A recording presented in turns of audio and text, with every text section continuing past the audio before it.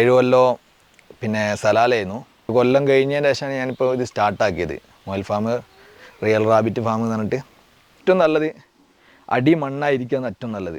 നേരെ ഡയറക്റ്റ് ഒരു കുഴി എന്തെങ്കിലും കുഴിച്ചിട്ട് അങ്ങനെ ആക്കുകയാണ് എന്താകും, ഡയറക്റ്റ് അതിലേക്ക് പോയിക്കോളും. സ്മെല്ലും ഉണ്ടാവില്ല. അപ്പം തന്നെ കണ്ടാൽ അറിയാം നിങ്ങൾക്ക്. എന്താ വെച്ചിട്ടുണ്ടെങ്കിൽ ഒരു ഫാമിൻ്റെ ഉള്ളിൽ മൊയൽ ഫാം പറഞ്ഞാൽ അധികം ആൾക്കാരും പറയും സ്മെല്ല് നല്ല ഉണ്ടാകും. പക്ഷേ ഇങ്ങനൊരു കുഴി കാര്യങ്ങൾ കുഴിച്ചതിന് ശേഷം വൃത്തിയാക്കലും കുറഞ്ഞ് ഡയറക്റ്റ് അടിയിലേക്ക് പുറത്തേക്ക് പോകുമതല്ലോ. പിന്നെ അതുപോലെ തന്നെ നമുക്കിപ്പോൾ മൊയലിൻ്റെ വളത്തിനിപ്പോൾ നല്ല പൈസ അത്യാവശ്യം കുഴപ്പമില്ലാത്ത രീതിയിൽ കിട്ടും. കൂട് പറഞ്ഞിട്ട് 4.4-ൻ്റെയാണ് കൂട് വരുന്നത്.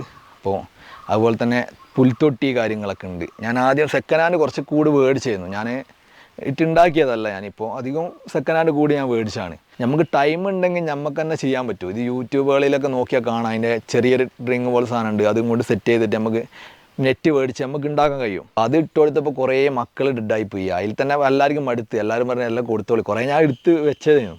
മൊയലിന് ഏറ്റവും നല്ല ബെസ്റ്റ് കാലാവസ്ഥയാണ് നമ്മളെ കാലാവസ്ഥ അറിയുന്നത്. ഷെഡ് പണിയാണെങ്കിൽ എന്താക്കുക, സൈഡിൽ കൂടെ ഈ പച്ചനെറ്റോ ഞാൻ ചെയ്ത പോലെ അങ്ങനെ ചെയ്ത് കഴിഞ്ഞാൽ എയർ സർക്കുലേഷൻ ഉള്ളിലേക്ക് വരും.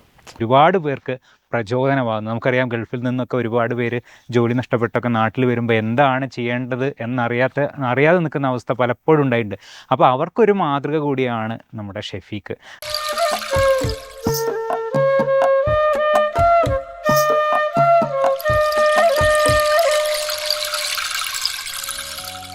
പടംപറമ്പിൻ്റെ പുതിയൊരു എപ്പിസോഡിലേക്ക് എല്ലാ പ്രിയ പ്രേക്ഷകർക്കും സ്വാഗതം.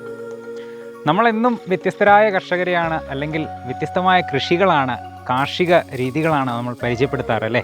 ഇന്നും വളരെ വ്യത്യസ്തനായ ഒരു കർഷകൻ്റെ വിശേഷമാണ് നമ്മൾ പങ്കുവയ്ക്കുന്നത്. ഇദ്ദേഹം ഒരു ജിം ട്രെയിനറാണ്, അതോടൊപ്പം നല്ലൊരു മുയൽ കർഷകൻ കൂടിയാണ്. നല്ല മസിൽമാനായിട്ടുള്ളൊരു കർഷകനെയാണ് നമ്മളിന്ന് പരിചയപ്പെടുന്നത്. അപ്പോൾ അദ്ദേഹത്തിൻ്റെ മുയൽ കൃഷി വിശേഷങ്ങളും ഒക്കെ പരിചയപ്പെടാൻ ഇദ്ദേഹം എൻ്റെ ഒരു സഹപാഠി കൂടിയാണ്. ഞങ്ങൾ ഇവിടെ കണിയാമ്പറ്റ ഗവൺമെൻറ് ഹയർ സെക്കൻഡറി സ്കൂളിൽ ഞങ്ങൾ ഒരുമിച്ച് പഠിച്ച ആളുകളാണ്.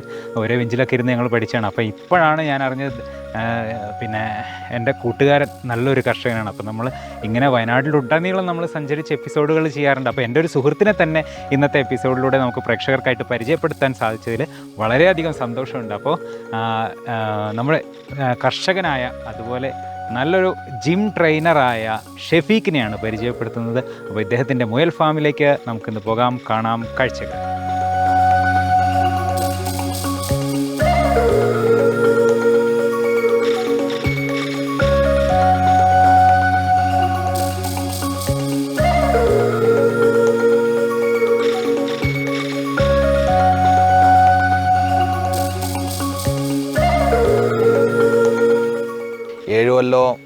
പിന്നെ സലാലായിരുന്നു, പിന്നെ മസ്കറ്റ്, പിന്നെ ഒമാന്.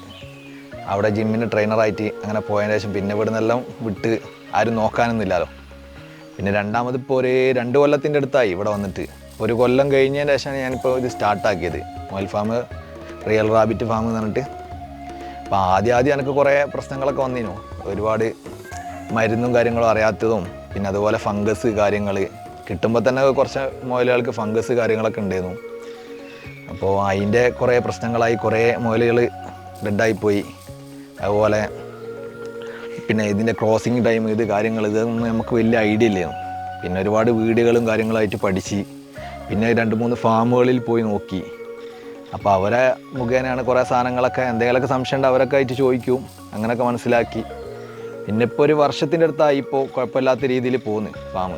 കുറച്ച് മുയലിനെ ഇവിടെ അടുത്ത് തന്നെ ഞാൻ മേടിച്ചിരുന്നു. പിന്നെ കുറച്ച് കൊടൈക്കനാലിന് എടുത്ത് വേറൊരു ടീം മുഖേന, പിന്നെ തമിഴ്നാട്ടിൽ നിന്ന് നമ്മളൊരു സുഹൃത്ത് മുഖേന അങ്ങനെ കുറച്ച് മുയലിനൊക്കെ എടുത്ത്. പിന്നെ ഇവിടെ അധികം യൂണിറ്റായിട്ടൊക്കെ കൊടുത്തിരുന്നു.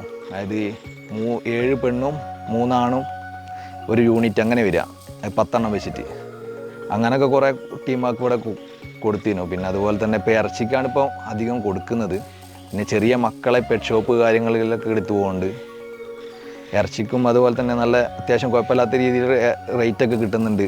അതുപോലെ ഈ കൊറോണ കഴിഞ്ഞതിന് ശേഷം ഇപ്പോൾ ഇവിടെ ഇല്ല ഇപ്പോൾ അധികം ഫാമായിട്ട്. ഞാൻ ആദ്യം പോയ പാടെ തന്നെ ഒരു ജിമ്മ് പറഞ്ഞിട്ടായിരുന്നു, ഒരു ജിമ്മിലായിരുന്നു പോയത്. 2 വർഷം അവിടെയായിരുന്നു. അപ്പോൾ പിന്നെ പല ആളുകളായിട്ട്, ഒന്നാമത് ജിമ്മ് പറഞ്ഞിട്ടുണ്ടെങ്കിൽ എല്ലാ ആളുകളായിട്ടുള്ള ബന്ധങ്ങൾ വരും. അപ്പോൾ ഒരുപാട് വയസ്സ്, പിന്നെ അതായത് ചെറിയ പ്രായങ്ങളിൽ അവിടെ വന്നിട്ട് ഒരുപാട് ആളുകൾ വയസ്സാകുമ്പോൾ നാട്ടിൽ പോയിട്ട് ഇനി എന്ത് ചെയ്യും, അങ്ങനത്തെ സാഹചര്യങ്ങളൊക്കെ ഇവർ 1 മണിക്കൂർ എന്നോടാണ് പങ്കിടൽ. അത് വെച്ചിട്ടുണ്ടെങ്കിൽ അവരെ ഫ്രീ ടൈമാണ്. അത് വെച്ചിട്ടുണ്ടെങ്കിൽ പിന്നെ ഓരോ ജോലിയും കാര്യങ്ങളൊക്കെ കഴിഞ്ഞ് അവർ വർത്തമാനം പറയാറുണ്ടെങ്കിൽ നമ്മളാണ് അവരെ വർക്കിങ് കാര്യങ്ങളും കൊടുക്കുന്ന ടൈമിന് നമ്മളോട് ഷെയർ ചെയ്യും. അപ്പോൾ ഒരുപാട് അനുഭവങ്ങൾ കിട്ടി. പിന്നെ വീടിൻ്റെ തൊട്ടടുത്തായിരുന്നു ഫാം റെഡിയാക്കിയത്. അപ്പോൾ 2 നിലയൊക്കെ ആയിരുന്നു. കുറച്ച് വൃത്തിയാക്കലൊക്കെ ഭയങ്കര പ്രശ്നമായിരുന്നു. ഉമ്മയും വൈഫൊക്കെ ആയിരുന്നു ഓരോന്ന് വൃത്തിയാക്കൽ. ഇടയ്ക്കൊക്കെ പുല്ലും കാര്യങ്ങളും ഞാൻ കൊണ്ടുപോയി ഇടും. അങ്ങനെയൊക്കെ ആയിരുന്നു ഭയങ്കര വൃത്തിയാക്കൽ പറഞ്ഞിട്ടുണ്ട്. ഇത് ഇപ്പം പറഞ്ഞിട്ടുണ്ടെങ്കിൽ നമുക്ക് സുഖം പറഞ്ഞിട്ടുണ്ടെങ്കിൽ ഏറ്റവും നല്ലത് അടി മണ്ണായിരിക്കുകയാണ് ഏറ്റവും നല്ലത്. നേരെ ഡയറക്റ്റ് ഒരു കുഴി എന്തെങ്കിലും കുഴിച്ചിട്ട് അങ്ങനെ ആക്കുകയാണെങ്കിൽ എന്താകും, ഡയറക്റ്റ് അതിലേക്ക് പോയിക്കോളും. സ്മെല്ലും ഉണ്ടാവില്ല. അപ്പം തന്നെ കണ്ടാൽ അറിയാം നിങ്ങൾക്ക്. എന്ന് വെച്ചിട്ടുണ്ടെങ്കിൽ ഒരു ഫാമിനുള്ളിൽ മുയൽ ഫാം പറഞ്ഞാൽ അധികം ആൾക്കാരും പറയും സ്മെല്ല് നല്ല ഉണ്ടാകും. പക്ഷേ ഇങ്ങനൊരു കുഴി കാര്യങ്ങൾ കുഴിച്ചതിന് ശേഷം വൃത്തിയാക്കലും കുറഞ്ഞ് ഡയറക്റ്റ് അടിയിലേക്ക് പുറത്തേക്ക് പോകുമതല്ലോ. പിന്നെ അതുപോലെ തന്നെ നമുക്കിപ്പോൾ മുയലിൻ്റെ വളത്തിനിപ്പോൾ നല്ല പൈസ അത്യാവശ്യം കുഴപ്പമില്ലാത്ത രീതിയിൽ കിട്ടും. നമ്മളിപ്പോൾ കുറച്ച് ആയിട്ടുണ്ടെങ്കിൽ ഒരു ചാക്കൊക്കെ ആക്കിയൊക്കെ ഉണ്ടെങ്കിൽ ഇവിടെ കൃഷിയൊക്കെ ഉള്ള ആളുകൾ 200 റുപ്യ 300 റുപ്യ വെച്ചിട്ട് ചാക്കൊക്കെ എടുത്ത് പോകും. അപ്പോൾ ഒരു 6 മാസമോ 4 മാസം കഴിയുമ്പോൾ ആ കുഴിയിൽ നിന്നൊക്കെ എടുത്ത് മാറ്റിക്കഴിഞ്ഞാൽ നമുക്ക് എന്താക്കും, ആ ഒരു വരുമാനം കൂടി അതിൻ്റെ ഒരു ഫുഡ് വാങ്ങാനുള്ള ഒരു രീതിയിലായിട്ട് കിട്ടും ചെയ്യും. അതുപോലെ തന്നെ ഇപ്പോൾ കൊളസ്ട്രോള് കാര്യങ്ങൾ ഇതൊന്നും വരില്ല. ഇപ്പോൾ മറ്റുള്ള ഇറച്ചികൾ കഴിക്കുന്ന പോലെ അല്ലല്ലോ, മുയൽ ഇറച്ചി നമുക്ക് ആർക്കും ധൈര്യത്തിൽ കഴിക്കാം. മറ്റുള്ള അസുഖങ്ങൾ പാഞ്ഞ് കയറില്ല. എന്താ കൊളസ്ട്രോള് കാര്യങ്ങൾ ഇതൊന്നും ഉണ്ടാവില്ല. അപ്പോൾ അതൊക്കെ കുറഞ്ഞ ഇതാണ് വരുന്നത്. ഫാറ്റ് കുറവാണതിൽ, ഇപ്പോൾ പ്രോട്ടീൻ കണ്ടൻറ്റ് കൂടുതലാണ്. അപ്പോൾ ജിമ്മിലുള്ളവർക്കും ഉപകാരമാണ്. നമ്മൾ ഇറച്ചിയായിട്ട് പോവുകയാണെങ്കിൽ എടുക്കുകയാണെങ്കിൽ. രാവിലെയൊക്കെ പറഞ്ഞാൽ ജിമ്മിൽ കുറച്ച് തിരക്കുണ്ടാവും ചില ടൈമുകളിലൊക്കെ. അപ്പോൾ അത് കഴിഞ്ഞ് വന്നു കഴിഞ്ഞാൽ ഇവിടെ ഇപ്പോൾ അധികം പണി വരുത്തില്ല അതിൽ. മുയൽ ഫാമിൽ പറഞ്ഞിട്ട് നമ്മളിപ്പോൾ ഞാൻ ഇപ്പോൾ 2 നേരം ഇപ്പോൾ അധികം കയറലുള്ളൂ. എന്ന് വെച്ചിട്ടുണ്ടെങ്കിൽ രാവിലെയും ഒന്ന് രാത്രിയും 2 നേരം ഇപ്പോൾ ഫുഡ് കൊടുക്കൽ. ഒരു നേരം ഇപ്പോൾ പുല്ലോ കാര്യങ്ങളോ എന്തെങ്കിലുമൊക്കെ കുറച്ച് ഇതായി കൊടുക്കും. ഒരു നേരം പെല്ലറ്റ് തീറ്റ കൊടുക്കും. റാബിറ്റിൻ്റെ പെല്ലറ്റ് തീറ്റ ഉണ്ടായിരുന്നു ആദ്യം വരുന്നത്. ഇപ്പോൾ അതിപ്പോൾ മാറ്റി ഇപ്പോൾ കുറച്ച് മിക്സൊക്കെ ആക്കി കൊടുക്കൽ തുടങ്ങി. അപ്പോൾ അങ്ങനെ 2 നേരമാണ് തീറ്റ കൊടുക്കൽ. കൊടൈക്കനാൽ ബ്രീഡ് നടന്നിട്ടുണ്ടെങ്കിൽ അത്യാവശ്യം ഹൈബ്രിഡ്, അതായത് ഹൈബ്രിഡാണ് ഉണ്ടാകുക അധികവും. അതുപോലെ തന്നെ പ്യുവർ ബ്രീഡ് ആയിരിക്കും, നമുക്ക് വിശ്വസിച്ചെടുക്കാം. അപ്പോൾ അതേപോലെ തന്നെ സീല് കാര്യങ്ങൾ നേരത്തെ കണ്ടിരുന്നല്ലോ. അപ്പോൾ അതുപോലെ സീല് കാര്യങ്ങളൊക്കെ ഉണ്ടാവും അല്ലത്. അപ്പോൾ ഏത് വൈജൻ്റാണ് ഉണ്ടാവുക. നമുക്ക് ക്രോസ് ബ്രീഡായിട്ട് കിട്ടൂല. അതായത് ഇപ്പം ക്രോസ് ചെയ്ത് കഴിഞ്ഞാലും അതിൻ്റെ തന്നെ മക്കളെ കിട്ടും നമുക്ക്. അപ്പോൾ നമുക്ക് സെയിൽ ചെയ്യാൻ എളുപ്പമാണ്. പിന്നെ നല്ല ബ്രീഡിനുള്ള ആളുകൾ തിരഞ്ഞു വരാം. അപ്പോൾ നമ്മൾ ക്രോസ് ബ്രീഡ് അതും ഇതൊക്കെ വലിച്ചിട്ട് കൊടുത്താലും ആളുകൾ 2 ദിവസം മേടിച്ച് പിന്നെ ആ നല്ല ബ്രീഡിന് പോലും തിരഞ്ഞു പോകും. അപ്പോൾ ഹൈബ്രിഡ് നമ്മളെ കയ്യിൽ തന്നെ ഉണ്ടാകുമ്പോൾ എന്താവും, നമുക്ക് കൊടുക്കാനും സെയിൽ ചെയ്യാനും നല്ല വിലക്ക് നമുക്ക് കൊടുക്കുകയും ചെയ്യാം. ഫാം തുടങ്ങണമെന്ന് ആഗ്രഹിക്കുന്ന ഒരാളാണെങ്കിൽ ഏറ്റവും നല്ലത്, അതായത് സാധാ വൈജൻ്റ് ചിഞ്ചില അങ്ങനത്തെ കുറച്ച് മക്കളെ വാങ്ങിയിട്ട് ആദ്യം പോറ്റുക. ഒരു 6 മാസം കഴിയുന്നത് ക്രോസിങ്ങിനിടാൻ. അപ്പോൾ ഈ 6 മാസത്തിൻ്റെ മുമ്പ് അവർക്ക് ഏകദേശം പാഠം പഠിക്കാൻ കഴിയും.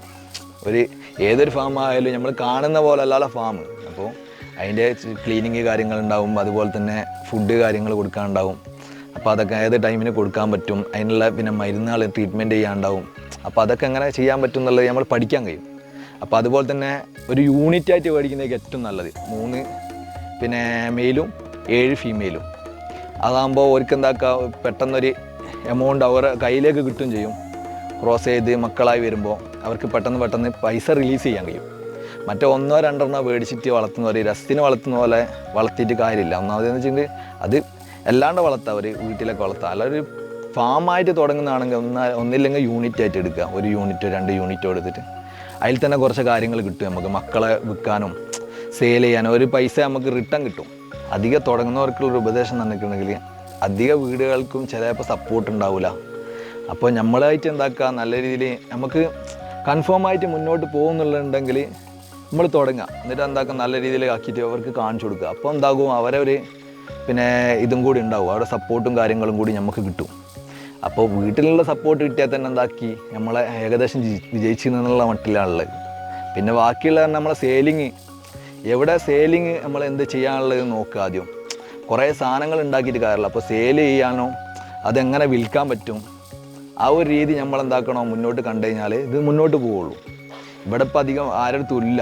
നമ്മളിപ്പോൾ എടുത്ത ആളുകളുടെ അടുത്ത് തന്നെ ഇപ്പോൾ മുയൽ സാധനങ്ങളില്ല, ഇപ്പോൾ എവിടെയും കിട്ടാനില്ല. ഉള്ളതൊക്കെ പറഞ്ഞാൽ നാടൻ മുയലാണ്. പക്ഷേ അത് 2 കിലോ 2.5 കിലോ 3 കിലോ വരെ വരുള്ളൂ.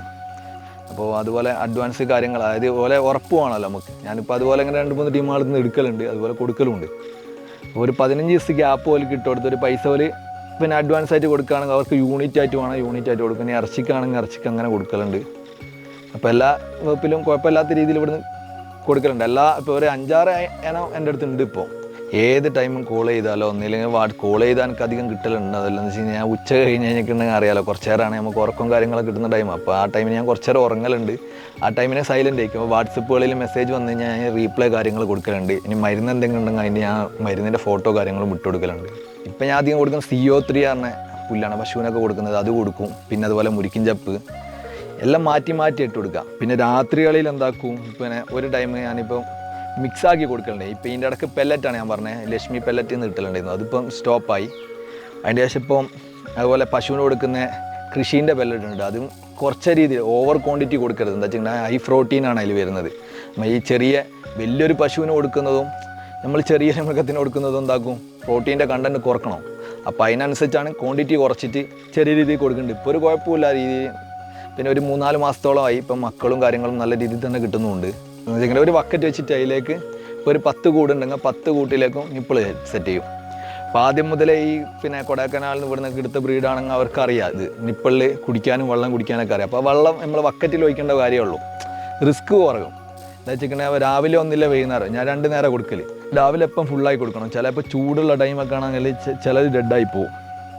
അപ്പോൾ അതുപോലെ തന്നെ കൂടുതൽ ക്ഷീണമോ കാര്യങ്ങളോ എന്തെങ്കിലും ഉണ്ടെങ്കിൽ നമ്മൾ ശ്രദ്ധിക്കണം. എന്താ വെച്ചിട്ടുണ്ടെങ്കിൽ മുയലാണ്. അപ്പോൾ അതിനേറ്റവും തണുത്ത കാലാവസ്ഥയാണ് ഏറ്റവും മെച്ചം. അതിനനുസരിച്ച് ഗ്രോത്ത് കയറും ബോഡിയിൽ. ഈ ചൂടുള്ള ടൈമിനാകുമ്പോൾ ഭയങ്കര പ്രശ്നമായിരുന്നു ഇതിൻ്റെ ഇടയ്ക്ക്. അപ്പോൾ അതിന് ഞാൻ പട്ട കാര്യങ്ങളൊക്കെ ഇതിൻ്റെ മുകളിൽ ഇട്ട് കൊടുത്തിരുന്നു മറ്റേ ഇതിൻ്റെ. അപ്പോൾ ഇപ്പോൾ കുഴപ്പമില്ലാത്ത രീതിയിൽ ഇങ്ങനെ പോകുന്നുണ്ട്. അതിൻ്റെ നമ്മൾ വെള്ളം കാര്യങ്ങളിങ്ങനെ ഒഴിച്ചു കൊടുത്തു കഴിഞ്ഞാൽ നേരെ അതിന് കുടിച്ചോളും. അത് നമ്മളിപ്പോൾ ക്രോസ് ചെയ്ത് ഇട്ട് കഴിഞ്ഞിട്ടുണ്ടെങ്കിൽ 28ാമത്തെ ദിവസമാണ് പ്രസവിക്കൽ. അത് ചിലത് 29 ആവും, ചിലത് 30 ആവും. അപ്പോൾ നമ്മളിപ്പോൾ ക്രോസ് ചെയ്ത് കഴിഞ്ഞാൽ നമ്മളിപ്പോൾ നമ്പർ ഇട്ട് വെച്ചിരിക്കും ഓരോന്നിന്. ആ നമ്പർ വെച്ചിട്ട് എന്താക്കും, നമ്മൾ ഒരു ബുക്ക് ഉണ്ട്, അതിൽ എഴുതി വെക്കും ഏത് മെയിലാണ് ഏത് ഫീമെയിലാണ് ക്രോസ് ചെയ്തതെന്ന്. അപ്പോൾ എന്താക്കും, ക്രോസ് ബ്രീഡ് ആകാതെ മക്കളെ നമുക്ക് കൊടുക്കാൻ കഴിയും. അതായത് നല്ല ഗ്രോത്തുള്ള മക്കളെ തന്നെ അവർക്ക് പിന്നെ വരുന്ന ടീമുകൾക്കും കൊടുക്കാൻ കഴിയും. അപ്പോൾ എന്താക്കും, പിന്നെ ഒരേ രക്തബന്ധം കയറാതാവും. അങ്ങനെ ആകുമ്പോൾ ക്വാളിറ്റി ഉണ്ടാവും മക്കൾക്ക്. അതുപോലെ നമ്മൾ കൊടുത്ത മക്കൾക്ക് ഓലിക്കും കാര്യം ഉണ്ടാവും.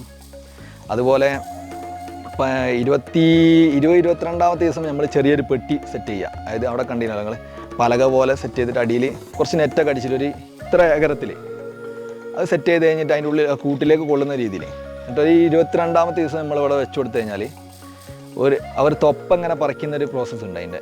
അതിങ്ങനെ കുറച്ച് 2-3 പറിക്കൽ തുടങ്ങുമ്പോൾ തന്നെ നമ്മൾ ഒന്നിലെ ചകിരിയോ കുറച്ച് തുണീൻ്റെ കഷ്ണങ്ങളോ, ഞാൻ തുണീൻ്റെ കഷ്ണങ്ങൾ ഇട്ട് കൊടുക്കൽ.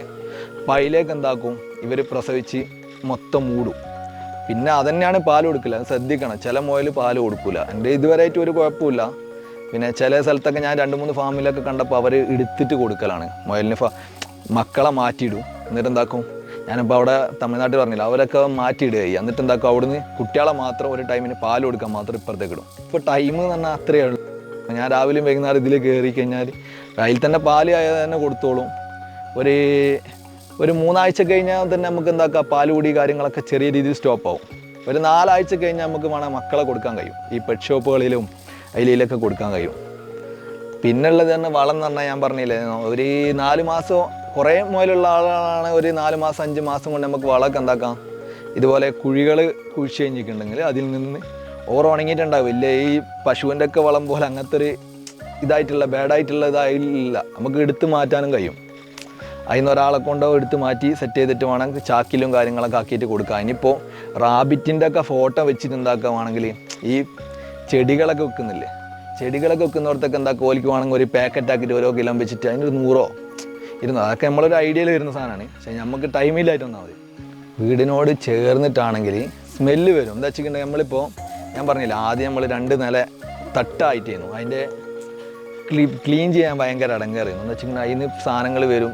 ഈ പിന്നെ ഇത് മൂത്രം കാര്യങ്ങൾ ഇത് വരും, അത് വേറെ തന്നെ ഒഴിക്കണം കാര്യങ്ങൾ, അങ്ങനത്തെ പ്രശ്നങ്ങളൊക്കെ ഉണ്ടായിരുന്നു. കുറച്ചുകൂടി സൗകര്യമാണ് ആദ്യം നമ്മൾ സെറ്റ് ചെയ്യാൻ. ഷെഡ് ഉണ്ടാക്കുമ്പോൾ ഷെഡ് കുറച്ചുകൂടി സൗകര്യം ഉണ്ടെങ്കിൽ അടിയിൽ കുറച്ച് ഇതുപോലെ കുഴികൾ ഒഴിച്ചിട്ടുണ്ടെങ്കിൽ അതിലേക്ക് ഡയറക്റ്റ് പോകുമ്പോൾ സ്മെല്ല് എന്ന് പറഞ്ഞ സാധനം ഉണ്ടാവില്ല. അപ്പോൾ നാടൻ മുയലിനെ പോലെ അത്ര സ്മെല്ലൊന്നും ഉണ്ടാവില്ല. മുരിക്കൻ ചപ്പ് വരെ ഞാൻ കൊടുക്കലുണ്ട്. അധികം ആൾക്കാരും പറയും മുരിക്കൻ ചപ്പൊക്കെ കൊടുത്തിട്ടുണ്ടെങ്കിൽ അവിടെ പാമ്പ് വരും. ഇതുവരെ അങ്ങനത്തെ സംഭവങ്ങളൊന്നും വന്നിട്ടുമില്ല, സ്മെല്ലും ഇല്ല നമുക്കതിന്. പിന്നെ അതുപോലെ രോമം ചൂടുള്ള ടൈമിന് രോമങ്ങൾ തൊയ്യുന്നൊരു ഇതുണ്ട്, ഒക്സാവിറ്റ എന്നൊരു സംഭവമുണ്ട്. അത് മേടിച്ച് കഴിഞ്ഞാൽ കുറച്ച് വെള്ളത്തിലൊക്കെ കൊടുത്തു കഴിഞ്ഞാൽ അതൊക്കെ എന്താക്കും കുറേയൊക്കെ മാനേജ് ചെയ്യാൻ പറ്റും. ഞാനിപ്പോൾ വയനാട് ജില്ലാ ബോഡി ബിൽഡിംഗ് അസോസിയേഷൻ്റെ പ്രസിഡൻറ്റും കൂടിയാണ്. ഇപ്പോൾ 2 ആഴ്ച 3 ആഴ്ച ഒക്കെ കൂടുമ്പോൾ ചിലപ്പോൾ സ്റ്റേറ്റ് മീറ്റിംഗ് ഉണ്ടാവും. അപ്പോൾ അത് കഴിഞ്ഞ് നമ്മളിവിടെ ജില്ലേൻ്റെ മീറ്റിംഗ് വെക്കേണ്ടി വരും. അവിടെ നിന്ന് കിട്ടിയത് ഇവിടെ അപ്ഡേഷൻ ചെയ്യേണ്ടി വരും. അങ്ങനത്തെ കുറച്ച് ചൊറകളൊക്കെ ഉണ്ട്. എന്താ വെച്ചിട്ടുണ്ടെങ്കിൽ നമ്മളിപ്പോൾ പ്രതീക്ഷിക്കാത്തായിരിക്കും ചില ടൈമിന് കാണുക.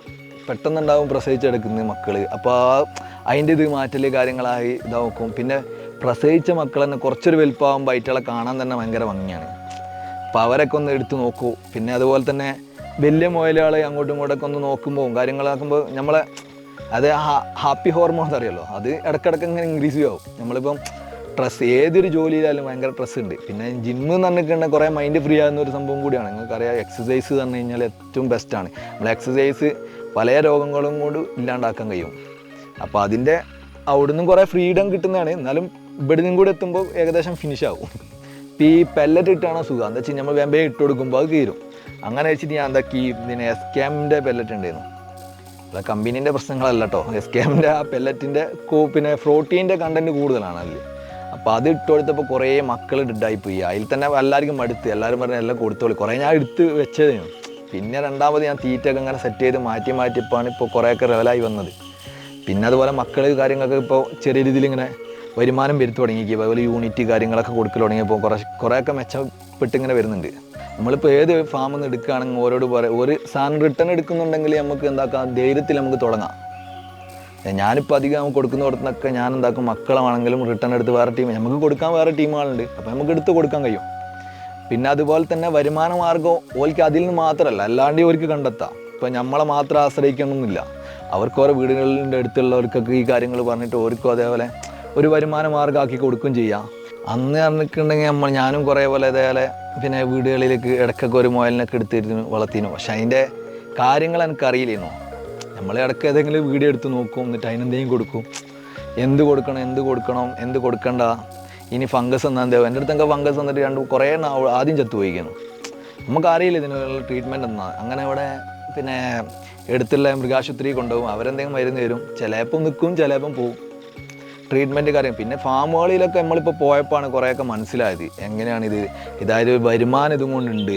നമുക്കിങ്ങനെ യൂട്യൂബുകളിലും മൈലിയിലൊക്കെ അറിയാമല്ലോ. അങ്ങനെ കുറേ കണ്ടപ്പോഴാണ് ഞാനിങ്ങനെ വരുമാന മാർഗ്ഗമായിട്ട് നമ്മൾ സ്വീകരിക്കാൻ തുടങ്ങി. മറ്റേത് തന്നെ ഒരു പെറ്റായിട്ട് വളർത്തും, ഒരു 2-3 എണ്ണം. പിന്നെ കുറച്ച് കഴിയുമ്പോൾ കൊടുക്കാൻ ഇടങ്ങാറാവും. ചിലപ്പോൾ പെറ്റ് ഷോപ്പിൽ ഒന്നായിട്ട് നമ്മൾ മഴയൊക്കെ ആകുമ്പോഴാണ് കൊടുക്കുക അധികം ആൾക്കാരും.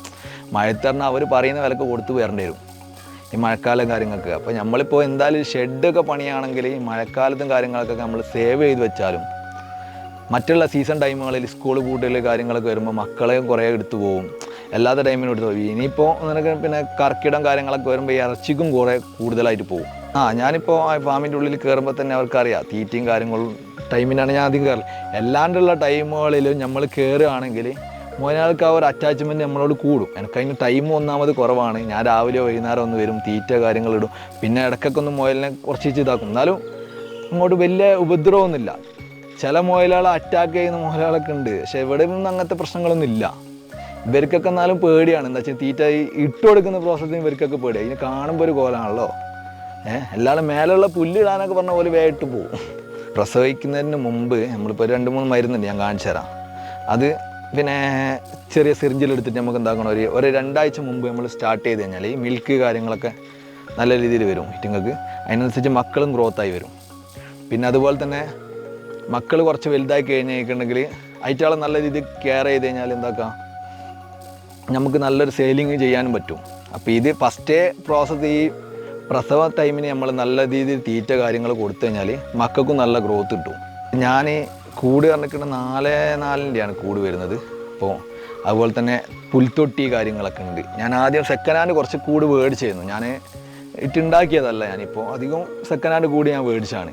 അപ്പോൾ അതുപോലെ പിന്നെ ഫാമുകൾ നിർത്തിയ ആളുകളുണ്ടാവും. അവിടെ നിന്ന് മേടിക്കാൻ നമുക്ക് അത്രയും മെച്ചമാണ്. എന്താ വെച്ചാൽ പിന്നീട് പെയിൻറ്റും കാര്യങ്ങൾ അതിൽ കൊടുത്താൽ മതി. പിന്നെ ഇവിടത്തേക്ക് വന്നിട്ട് നമുക്ക് കൂട് സെറ്റ് ചെയ്യിപ്പിച്ച് തന്നിനു ഒരു ടീം. അങ്ങനെ വന്ന് നമുക്ക് ടൈം ഉണ്ടെങ്കിൽ നമുക്ക് തന്നെ ചെയ്യാൻ പറ്റും. ഇത് യൂട്യൂബുകളിലൊക്കെ നോക്കിയാൽ കാണാം. അതിൻ്റെ ചെറിയൊരു ഡ്രിങ്ക് പോലെ സാധനം ഉണ്ട്. അതും കൊണ്ട് സെറ്റ് ചെയ്തിട്ട് നമുക്ക് നെറ്റ് മേടിച്ച് നമുക്ക് ഉണ്ടാക്കാൻ കഴിയും. പക്ഷെ അതിന് റിസ്ക് പിന്നെ എടുക്കാൻ 1 മണിക്കൂർ 2 മണിക്കൂർ നമ്മൾ തയ്യാറാണ്. ഇതൊന്നും പൈസ മുടക്കേണ്ട ആവശ്യമൊന്നുമില്ല. നമുക്ക് തന്നെ ചെയ്യാൻ പറ്റും. അതും കൂടി സെറ്റാകുകയാണെങ്കിൽ സുഖമാണ്. എന്താ വെച്ചിട്ടുണ്ടെങ്കിൽ നമുക്കിപ്പോൾ ഒരു യൂണിറ്റ് നമ്മൾ കൊടുക്കുകയാണെങ്കിൽ കൂടും മുയലും കൂടി എന്നുള്ള രീതിയിലേക്ക് കൊടുക്കുകയാണെങ്കിൽ അങ്ങനെ വാങ്ങാൻ ആളുകളുണ്ടാവും. എല്ലായിടത്തും വെറും മുയൽ മാത്രം വാങ്ങി ഇവരെന്ത് ചെയ്യും? അങ്ങനത്തെ ഒരു സംഭവം വരും. അപ്പോൾ ഈ ഒരു കൂടിൻ്റെ പ്രോസസ്സും കൂടി യൂട്യൂബ് ഇതിലൊക്കെ നോക്കിയിട്ട് പഠിച്ച് വെക്കുകയാണെങ്കിൽ കുറച്ചുകൂടി വരുമാനം ഉണ്ടാക്കാൻ കഴിയും. മുയലിന് ഏറ്റവും നല്ല ബെസ്റ്റ് കാലാവസ്ഥയാണ് നമ്മളെ കാലാവസ്ഥ അറിയുന്നത്. എന്ന് വെച്ചിട്ടുണ്ടെങ്കിൽ ഒരു ഓവർ ചൂട് കാര്യങ്ങൾ വരുമ്പോഴാണ് ഇതിന് ഡെഡാകൽ കൂടുതൽ വരുന്നത്. പിന്നെ അതുപോലെ നമ്മളിപ്പോൾ ഷെഡ് പണിയാണെങ്കിൽ എന്താക്കുക, സൈഡിൽ കൂടെ ഈ പച്ചനെറ്റോ ഞാൻ ചെയ്ത പോലെ അങ്ങനെ ചെയ്ത് കഴിഞ്ഞാൽ എയർ സർക്കുലേഷൻ ഉള്ളിലേക്ക് വരും. അപ്പോൾ കൂടുതൽ പ്രശ്നങ്ങൾ ഉണ്ടാവില്ല. അപ്പോൾ അതുപോലെ തന്നെ തണുപ്പ് കാലാവസ്ഥയാണ് ഏറ്റവും ബെസ്റ്റ്. അതായത് കൊടൈക്കനാൽ ബ്രീഡ് എന്നൊക്കെ പറയുന്നത് അതാണ്. കൊടൈക്കനാൽ എന്ന് പറഞ്ഞു കഴിഞ്ഞാൽ അവിടെ തന്നെ ഏറ്റവും തണുപ്പും കാര്യങ്ങളും വരുന്ന സ്ഥലമാണ്. അങ്കോറ എന്നൊക്കെ പറയുന്ന മുയൽ പറഞ്ഞാൽ ഈ തൊപ്പ കൂടുതലുള്ള മുയലുകളൊക്കെ കൂടുതൽ നല്ല തണുപ്പുള്ളവിടത്താണ് നല്ലോണം വളരുക. അപ്പോൾ നല്ല രീതിയിൽ ഗ്രോത്ത് കിട്ടും. അതുപോലെ തന്നെ നമുക്ക് ഇറച്ചിക്കുള്ള പെട്ടെന്ന് നമുക്ക് വരുമാനം കിട്ടും. എന്ന് വെച്ചാൽ അതിനനുസരിച്ച് നമ്മളിവിടുന്ന് കൊണ്ടേ 2-3 ടീമുകളെ നമ്മൾ വിളിച്ചിരുന്നു. ഇപ്പോൾ കുഴപ്പമൊന്നുമില്ല. ഒരു സ്ഥലത്ത് നമ്മളിതുപോലെ ഫംഗസ്, ഞാൻ പറഞ്ഞില്ല ഫംഗസ് കാര്യങ്ങളുണ്ട്. അപ്പോൾ ഞാൻ മരുന്ന് കാര്യങ്ങളൊക്കെ വിട്ടുകൊടുത്ത് ഞാൻ പറഞ്ഞു ഇനി കൂടുതൽ എന്തെങ്കിലും ഉണ്ടാകണം ഞാൻ വന്നിട്ട് ഇഞ്ചക്ഷൻ കാര്യങ്ങളൊക്കെ ചെയ്തു തരാറുണ്ട്. അപ്പോൾ അവർക്ക് അതിൻ്റെ മുന്നേ തന്നെ മാറി. പിന്നെ ഒരു ടീമിന് ഞാൻ കൊടുത്തുനിന്ന് പിന്നെ ഇതുപോലെ ആയിട്ട് ഞാൻ എന്താക്കി മരുന്ന് ഞാൻ തന്നെ കൊടുത്തിരുന്നു നമ്മളിവിടെ എടുത്തുള്ളവരുന്ന്. അപ്പോൾ ഒരു അത് പിന്നെ തേച്ച് കുഴപ്പമില്ല റെഡിയായി തന്നെ സാധനം ഉടനെ റിട്ടേൺ തന്നിരുന്നു. അതിൻ്റെ ഇത് അങ്ങനെ കുഴപ്പമില്ലാത്ത രീതിയിലാണ് പോകുന്നത്. ഒരു നമ്മളെ അടുത്ത് നിന്ന് മാത്രമല്ല നമുക്ക് വരുമാനം വരുന്നത്. നമുക്കിപ്പോൾ കൂടുതൽ മുയലുകളെ കൊടുക്കണമെങ്കിൽ ഇവരെല്ലാവരും സപ്പോർട്ട് വേണം. നമ്മൾ കൊടുത്ത ടീമുകൾക്ക് സാധനം ഉണ്ടെങ്കിൽ നമുക്ക് അത് എടുത്ത് കൊടുക്കാൻ കഴിയും. ചെറിയൊരു പൈസ വെച്ചിട്ട് അവരിൽ നിന്ന് മേടിക്കുക, അതിനനുസരിച്ച് ഇവർക്കും കൊടുക്കാൻ കഴിയും. അപ്പോൾ നമ്മൾ കൊടുക്കുന്നവർക്ക് എന്തായാലും എപ്പം ശ്രദ്ധിക്കണം. എന്താ വെച്ചിട്ട് അവരെ കാര്യങ്ങൾ എപ്പം മുന്നോട്ട് പോയാലേ ഓരോ മുഖേന നമുക്ക് കസ്റ്റമർ പിന്നെയും വരുള്ളൂ. കൃഷി പറഞ്ഞാൽ നല്ല രീതിയിൽ നോക്കുകയാണെങ്കിൽ നല്ലൊരു വരുമാനമാണ്. പെട്ടെന്ന് നമുക്ക് വിചാരിക്കാത്തൊരു വരുമാനം കിട്ടും കൃഷിയിൽ നിന്ന്. എന്താ വെച്ചിങ്ങനെ കൃഷി പല രീതിയിലാണല്ലോ. ഇപ്പോൾ പല കൃഷികളുണ്ടല്ലോ. വാഴക്കൃഷിയാണ് എന്താണെങ്കിലും ചിലപ്പോൾ നമ്മൾ പ്രതീക്ഷിക്കാത്ത പൈസ കിട്ടും. ചില നേരത്തെ നമ്മൾ പറ്റ ഡൗണിൽ വയ്ക്കും. ആ ഡൗണുള്ള ടൈമിൽ നമ്മൾ പ്രതിസന്ധിയിൽ പിടിച്ച് നിൽക്കാൻ കഴിയണം, എന്നാൽ മുന്നോട്ട് പോകാൻ കഴിയും. പിന്നെ പറഞ്ഞിട്ടുണ്ടെങ്കിൽ സോഷ്യൽ മീഡിയ കാര്യങ്ങൾ നമ്മൾ കുറേ വിട്ട് നിൽക്കും. അപ്പോൾ എന്താക്കും, അതായത് പിന്നെ ഫോണുകളിലും കൂടുതൽ കളിക്കുന്നതുകൊണ്ടാണ് എല്ലാവരും മൈൻഡ് ഔട്ടാകുന്നത്, പ്രശ്നങ്ങൾ വരുന്നത്. ഇപ്പോഴത്തെ മക്കൾ പറഞ്ഞിട്ടുണ്ടെങ്കിൽ അധികം ചെറിയ പ്രശ്നങ്ങൾ കൈകാര്യം ചെയ്യാൻ അവർക്ക് കഴിയില്ല. ഇപ്പോഴത്തെ മക്കളെ ഞാൻ തന്നെ ഇപ്പോൾ അധികം പറയുകയാണെങ്കിൽ ജിമ്മിൽ തന്നെ കുറേ മക്കൾ വരുന്നുണ്ട്. അധികം ഹെൽത്ത് ഇഷ്യൂസ് ഉള്ള മക്കളേക്കും ഉണ്ടാകുക. എന്ന് വെച്ചാൽ ഇവർ ഈ സോഷ്യൽ മീഡിയയിൽ കാര്യങ്ങളൊക്കെ ആയിരിക്കും കൂടുതൽ ഉണ്ടാകുക, കൂടുതൽ ടൈം. പണ്ടത്തെ പോലെ നമ്മൾ സ്കൂളിൽ നിന്ന് വിട്ട് കഴിഞ്ഞാൽ നേരെ ബുക്ക് അവിടെ ഇവിടെയും വെച്ച് നമ്മൾ കറങ്ങാനും കളിക്കാനും മൈലിയിലൊക്കെ ചാടി കളിച്ച് വരുന്നതുകൊണ്ട് ആ ഒരു ഹെൽത്ത് ഉണ്ടാവും. അപ്പോൾ ഇപ്പോഴത്തെ മക്കൾ വന്നു കഴിഞ്ഞിട്ടുണ്ടെങ്കിൽ ഇപ്പോൾ ഒരു ലെഗ് പ്രസ് അടിക്കണം എന്ന് പറഞ്ഞിട്ടുണ്ടെങ്കിൽ ഞാൻ പിടിച്ച് താത്തണമാണ്. ഇങ്ങനെ കാല് വിടുന്ന അങ്ങോട്ട് മടങ്ങൂല. ഒരത്രേ ഉള്ളൂ. ഒരു 30 വയസ്സ് കഴിഞ്ഞാൽ ഇവർക്കൊക്കെ മുട്ടുവേനയും കാര്യങ്ങളും ആയിരിക്കും. എന്താ വെച്ചിട്ട് ഇവിടുന്ന് അങ്ങോട്ട് സ്ട്രെച്ച് കിട്ടൂല. അപ്പോൾ അതൊക്കെ പറഞ്ഞിട്ടുണ്ടെങ്കിൽ പണ്ടത്തെ പോലെ അല്ലാതെ ഇപ്പോൾ ഇരുത്തൊന്നും നമ്മൾ കസാരയും സ്റ്റൂളും ഏറ്റവും പൊക്കമുള്ള സ്ഥലത്തൊക്കെ നമ്മളിരിക്കാൻ നോക്കുക. അതുകൊണ്ട് കാല് മുട്ടുവേനയും കാര്യങ്ങളും ആയിട്ട് എല്ലാ പ്രശ്നങ്ങളും വരും. ഒരു 30-40 വയസ്സ് കഴിയുമ്പോൾ ഇവർക്കൊക്കെ രോഗം എന്നുവെച്ചാൽ ഹെൽത്ത് ഓരോ ഏകദേശം പോയിട്ടുണ്ടാവും.